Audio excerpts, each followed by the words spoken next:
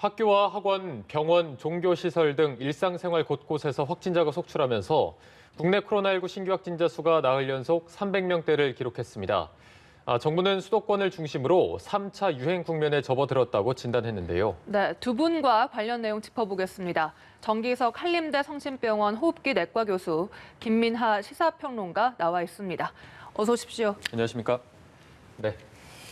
코로나19 신규 확진자 지금 오늘 발표에 의하면 386명 발생했다고 발표가 됐습니다. 지난 나흘간의 추이를 보면 313명, 343명, 363명, 그리고 386명까지 계속해서 확산하는 기미를 보이고 있는데 지금 상황 어떻게 보고 계십니까? 네, 정부에서도 선언을 했듯이 이미 3차 유행은 시작했고요. 네. 특히 제가 지금 중점적으로 우려되는 부분은 서울 지역이거든요. 서울은 한 10월 말쯤부터 사실은 3차 유행의 기미를 보일 정도로 굉장히 점진적으로 계속 증가하고 있었습니다. 예. 한번 추석 연휴, 개천 연휴 때 좋았지만 계속 그다음부터 증가하고 있었고 특히 일주일 전부터는 급속하게 증가를 하고 있었습니다. 근데 그 숫자가 이제 경기와 인천에 같이 묶여서 들어가면서 좀 덜 드러나는 면이 있는데 질병관리청에서 발표하는 그래프를 보면 굉장히 급속한 상승을 보이고 있습니다. 그래서 지난번 2차 유행 때 한 150명 정도가 서울에서 나왔고요. 네, 피크였습니다. 지금 오늘 날짜로 지금 127명인데 아마 조만간에 그 150명을 치고 넘어가면서 아마 서울을 중심으로 3차 유행은 굉장히 크게 확대될 우려가 있다. 그렇게 보고 있습니다. 네, 3차 유행은 이미 시작이 됐고 특히나 서울 지역을 좀 눈여겨보셨고요. 김민하 평론가께서는 지금 상황 어떻게 보고 계십니까? 예, 말씀하신 것처럼 계속해서 늘어나고 있는 이 확진자 발생 추이를 보면은 상당히 우려할 수밖에 없는 그런 상황인데다가 특히 과거에 이제 집단 감염이 이제 발생한 그런 분명한 어떤 원인이 지금 파악된다든지 그런 상황이라면 사실 이 확진된 이제 곳을 중심으로 해서 쭉 따라가면서 방역망이 작동을 할 수 있겠죠. 근데 지금 상황은 소규모 집단 감염이 굉장히 여러 곳에서 지금 발생하고 있고 또 그런 발생하고 있는 곳이 우리 생활과 밀접한 연관이 있는 예를 들면 지인 모임이라든지 고등학교, 대학교 모임, 학교라든지 뭐 이런 상황이기 때문에 방역망이 또 따라가기 어려운 이런 상황이기도 한 거거든요. 그렇기 때문에 지금은 과거와도 다른 지금까지 우리가 겪은 것과도 다른 더욱더 위험한 지금 상황이라는 것이 이제 그런 진단이 전문가들의 이제 지적이라고 보고요. 그렇기 때문에 더욱 지금 더 비상한 어떤 대책이라든가 이런 것들이 필요하다 이런 목소리도 나오고 있어서 상당히 지금 우려가 되고 있습니다. 네. 주요 감염 사례들 좀 더 자세히 살펴보겠습니다. 노량진의 한 임용고시학원에서 40명에 육박하는 확진자가 쏟아졌지만 오늘 중등 임용고시는 예정대로 치러졌습니다. 만약에 의심이 되는 증상이 있더라도 이를 숨기고 시험을 보는 수험생이 있지 않을까 이런 우려도 있거든요. 좀 어떻게 보십니까? 예, 그런 우려는 당연히 있을 겁니다. 어떻게 준비한 고시인데 또 확진도 안 된 상태에서 시험을 안 보러 가겠습니까? 그렇지만 현장에서 잘 하겠지만 마스크 다 착용하시고요. 만일 그분이 진짜 무증상도 있을 수 있겠지만 진짜 병이 있다면 기침을 한다든지 증상이 나타날 겁니다. 그럼 1차적으로 거르고 감독관들도 기침하는 사람들은 따로 빼서 예비 교실에서 시험 칠 수 있도록 이렇게 하고 서로 그 환자가 들어가 있더라도 양쪽 다 마스크를 다 끼고 있는 상태이기 때문에 실제로 감염률은 5% 정도로 지금 통계가 되고 있어요. 그래서 다른 수험생들 너무 불안해하지 마시고 또 다행히 끝나고 전수조사를 한다는 지금 얘기가 나오고 있으니까 그렇게 검사해서 넘어가면 크게 그렇게 두려워할 상태는 아니지 않느냐 그렇게 보고 있습니다. 네, 알겠습니다. 이번엔 대학가 상황도 한번 짚어보도록 하겠습니다. 지금 대학가에서도 확진자가 계속해서 늘어나고 있고 일상생활 곳곳에서 학교가 지금 계속해서 포함되고 있거든요. 이렇게 좀 젊은 층을 중심으로 계속해서 확산하는 이유가 어디 특별히 있다고 보십니까? 이게 지금 집단 감염이 번지고 있는 양상과도 관련이 있을 것이고 또 젊은 층이라는 특징도 영향을 주고 있을 것인데요.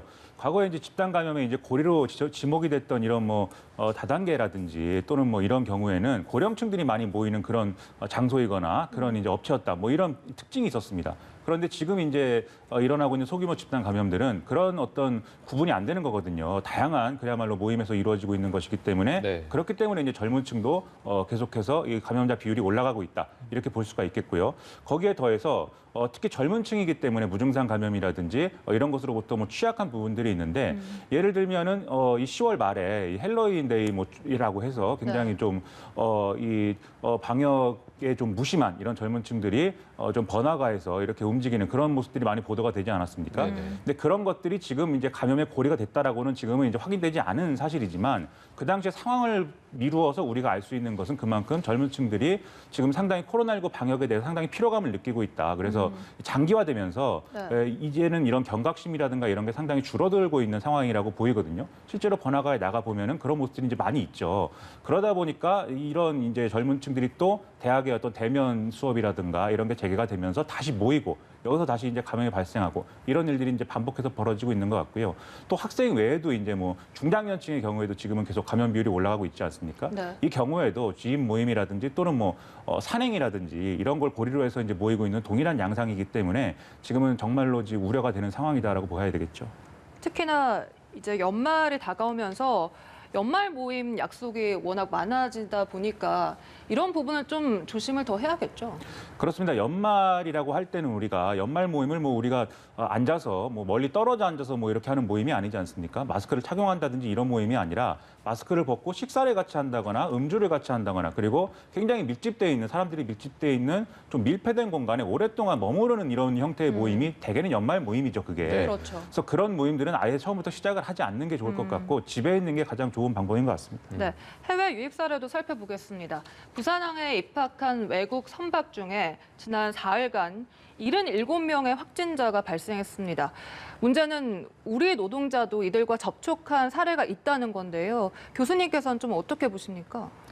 예, 부산항은 벌써 진작부터 문제가 한 번씩 됐기 때문에 아마 국립부산검역소는 이런 문제에 대해서 상당히 철저하게 대비는 하고 있을 겁니다. 근데 문제는 이제 해외에서 들어오는 선박의 특성상 장시간을 아주 긴 시간을 들어오기 때문에 출발할 때 음성이라도 그 사이에 잠복기를 지나서 양성이 되고 네. 또 선원들이 많지도 않은 선원들이 한 곳에 모여서 식사하고 뭐 여가를 하면서 서로 간에 감염될 확률이 많기 때문에 네. 아마도 지금 하고 있으리라고 생각합니다만은 그 외국에서 들어온 선박들은 좀 전수 검사를 해서 음성이 나온 배에 한해서 하역 작업에 들어가고 또 하선을 지키고 하는 그런 것들 아마 하고 있을 겁니다. 그전에는 하선하는 사람들만 검사를 했고요. 네네. 머무는 사람들은 안 했는데 지난번 그 사태 이후에 제대로 하고 있는 걸로 알고 있기 때문에 이제 그렇다 손 치더라도 만일 그 일하는 분들이 들어가신다면 철저하게 위생 수칙 잘 지키고 한다면 그렇게 대량으로 발생하는 일은 없을 것이다. 그렇게 조심스럽게 진단합니다. 네. 저희가 이제 코로나19와 관련해서 여러 가지 이제 보도 자료를 받아봅니다만 이번에 그 감염 재생산 지수가 1.5다. 이게 한 명이 평균 1.5명 이상을 감염시킨다고 저희가 봐야 될 텐데 이게 실질적으로 좀 굉장히 높은 수치인가요? 네. 1이 넘으면 그다음부터 번진다는 뜻이고요. 1이 안 되면 줄어드는 것이죠. 계속 줄어드니까. 그래서 이제 이 지수는 계속 변합니다. 지난주에 우리가 1.11이라고 네네. 얘기했다. 금세 이제 1.5가 됐는데 그만큼 전파 속도가 빠르다는 얘기고요. 뭐 간단하게 생각하시면 10명이 걸렸는데 그 10명을 그대로 두면 발견해서 치료를 하거나 격리를 안 시키고 그대로 두면 15명한테 감염을 시키고요. 그러면 그 15명이 또 1.5배가 되면 그 다음에는 22명이 되겠죠. 네. 예, 그 다음에 또 1.5배가 되면 33명이 되는 그런 식으로 넘어가기 때문에 굉장히 많은 숫자가 들어갈 수 있어서 그 얘기는 우리가 빨리 환자를 찾아서 차단을 하고 접촉자를 조사를 하고 해야 된다는 그런 강력한 사인이 되는 겁니다. 이게 감염 재생산 지수가 계속해서 높아지는 이유가 뭐 계절적인 요인도 들어가 있는 겁니까? 당연하죠. 예. 그래서 제가 모두에 말씀드렸지만 앞으로 계속 올라갈 일밖에 남아있지 않아요. 당분간은 적어도 최소한 한 2주간은 계속 환자가 증가할 겁니다. 단계로 올리더라도 증가할 것입니다. 그것은 계절 요인 굉장히 큰 것이고 지금 당연히 저변이 굉장히 넓어져 있기 때문에 여기저기에서 잠재력이 계속 많은 곳에서 감염이 퍼지고 있다는 것이죠. 네. 네. 이번 3차 대유행 국면이 지난 1, 2차 유행 때와는 다르다라는 진단이 계속해서 나오고 있습니다. 1, 2차 때는 특정 집단이나 특정 집회를 중심으로 번져 나갔다면 이번에는 뭐 일상 곳곳에 소규모 집단 감염이 일어나고 있어서 더 우려스럽다 이런 의견이 있던데 평론가는 어떠십니까? 네, 저도 뭐 같은 그런 뭐 생각인데요. 예를 들면은 이전에 광화문 집회다라고 했을 때는 그 감염 경로가 비교적 이제 명확했습니다. 광화문 집회에 대규모로 참가하는 이런 뭐 교회라든지 또 이런 특정 모임에서 시작돼서 광화문 집회에서 모여서 이제 전국으로 퍼져나갔다 뭐 이런 방식이었기 때문에 그 이제 거기 모인 사람들을 관리하면 되는 방식이었는데 지금은 사실은 감염원이 어디냐가 사실 의문인 거거든요. 감염원이 그만큼 넓게 퍼져 있고 네. 무증상 감염이나 무증상 전파를 중심으로 해서 확산되고 있는 거 아니냐라는 의심이 있는 게 앞서도 말씀드렸듯이 소규모 감염 위주고 그리고 이 소규모 감염이라는 게 예를 들면 식사를 한 자리에서 이 식사를 한 사람들이 각자의 어떤 직장이나 이런 곳으로 이제 갔다가 그 직장에서 집단 감염이 이루어지고 다시 직장에서 다른 모임으로 이어지고 이런 형식입니다. 그리고 또 이 직장에 다니던 사람이 가족들에게 이제 전염이 돼서 이 가족들이 다시 학교에 간다든지 이런 식으로 연결되고 있기 때문에 사실 이 연결고리가 분명하게 드러나지 않는 경우들이 굉장히 많은 것 같고 그다음에 지금 수도권을 중심으로 해서 뭐 확산되고 있는 상황이긴 합니다만 또 확진자가 발생하고 있는 추이라든가 이런 걸 보면 사실 전국적으로 발생하고 있는 상황이기도 하거든요. 그리고 집단 감염이 발생하는 것도 전국적입니다. 사실 뭐 이번에 뭐 이 전북 지역에 어떤 병원이 폐쇄된다든가 이런 문제들이 있지 않습니까? 네. 그런 걸 볼 때 이 1, 2차 유행 국면이라는 것은 충분히 방역 당국이 어떤 역학조사나 이런 걸 통해서 따라가면서 이 통제할 수 있는 이런 국면이었다라고 본다면 네. 지금은 그렇게 통제할 수 있는 국면이 아니기 때문에 우리가 뭐 일반적으로 방역 수칙을 지키고 거리 두기를 지키고 뭐 이렇게 손을 잘 씻고 이런 것들도 중요하고 그리고 여기에 걸맞는 어떤 정부의 어떤 조치라든가 이런 것들이 빨리 이루어져야 되지 않는가 이런 생각이 좀 듭니다. 네, 이런 상황에서 대한감염학회가 어제 성명을 발표했습니다. 지금 상황으로라면은 한 1, 2주 안에 하루 확진자가 1,000명 이상 발생할 것이다. 그리고 아까 교수님께서도 말씀해 주셨지만 확산세는 한 2주 정도 더 지속될 것이고 단계를 올려도 그 확산세는 조금 더 올라갈 것이다라고 말씀해 주셨는데 지금 많은 전문가들은 지금도 부족하다. 2단계 격상을 해야 된다. 이렇게 말하고 있거든요. 단계 격상 가능성, 또 필요성 어느 정도로 보고 계십니까? 예, 뭐 방역을 하는 입장에서는 그 좀 더 단단하게 격상을 해서 더 조이면 더 좋을 것입니다. 네네. 그런데 저는 이 지금 단계를 올려도 저는 쉽사리 못 내릴 거라고 예상을 합니다. 그래서 사실 1.5단계 하면서 2주를 보겠다고 방역당국은 얘기를 했지만 지난 17일부로 1.5단계 요건이 충족이 됐었거든요. 수도권과 강원도에서. 근데 이제 강원도는 뭐 영동, 영서를 얘기하면서 제외를 시켜버렸지만 네. 그리고 요건이 충족이 됐는데 19일부터 이제 1.5단계가 공식적으로 됐습니다. 실제로는 제 판단으로는 17일부터 일주일 동안 되는 시점인 24일이 되면 2단계 요건을 충족을 합니다. 예. 그래서 전국 발생이 300명 이상 계속된다든지 아니면 100명 기준 수도권이 200명이 계속된다든지 그다음에 2개 권역에서 계속 이 상태가 유지된다든지 지금 이미 수도권과 강원도는 1.5단계를 계속 유지를 합니다. 떨어지지 않죠. 예, 그러면 사실은 24일이 되면 정부가 발표한 5단계 대응 원칙에 의하면 2단계로 가야 되는 거예요. 3일밖에 안 남았어요. 네네. 근데 이제 문제는 19일 날 1.5로 올려놓으니까 그때 또 금방 올리기가 사실은 또 정책 당국으로서는 조금 부담스러운 것이죠. 그래서 이제 감염하는 쪽에서는 계속 올려라 하는 건데 저는 5단계 원칙 어렵게 세웠으니까 일단은 원칙대로 가봐야 되고 지금 할 수 있는 1.5단계의 여러 가지 행정적인 뭐 계도 또 단속 이런 것들을 철저히 하면서 보는 것이 더 원칙에 입각한 방역 정책이 아닌가 그렇게 봅니다. 네. 네. 교수님께서 원칙대로 좀 방역 정책을 해야 된다라는 말씀이셨고 평론가께서는 하루빨리 2단계로 격상해야 된다라는 의견에 대해서 어떻게 보십니까?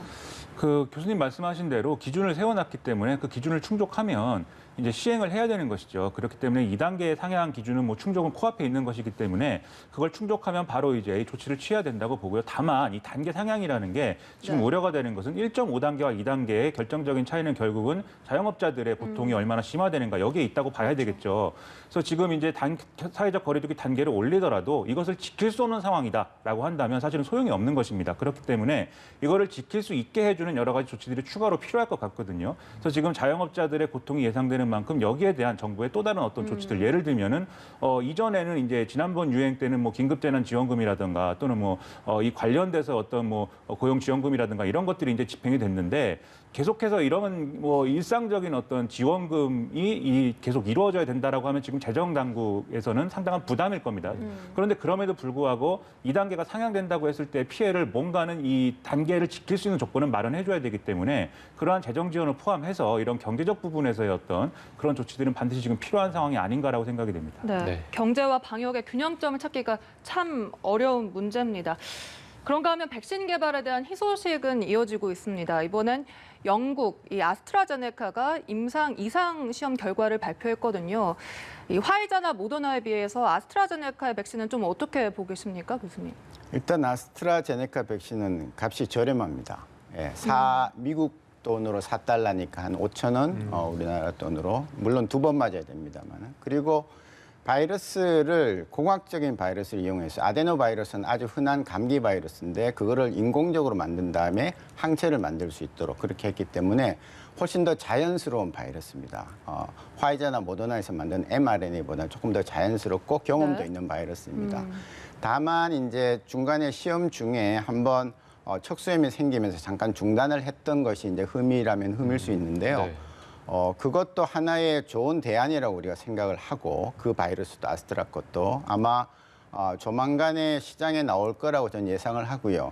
제가 개인적으로 들은 것은 영국에서는 이미 접종을 시작했다고 합니다. 뭐 워낙 많은 환자들이 지금 생기고 또 네. 죽어가고 있기 때문에 그래서 그와 같은 종류의 아데노 바이러스를 이용한 것은 지금 러시아에서도 만들고 있고 또 미국에서도 만들고 있고 그래서 사실은 세계 열강들이 경쟁적으로 만들고 있는 거라서 우리가 생각했던 처음에 전문가들은 뭐 내년에도 나오기 힘들다는 얘기를 많이 했는데 네. 예상보다는 좀 빨리 네. 아마도 내년 봄쯤에는 우리도 좀 한번 시작을 할 수 있는 정도가 되지 않을까 그렇게 예측을 합니다. 네.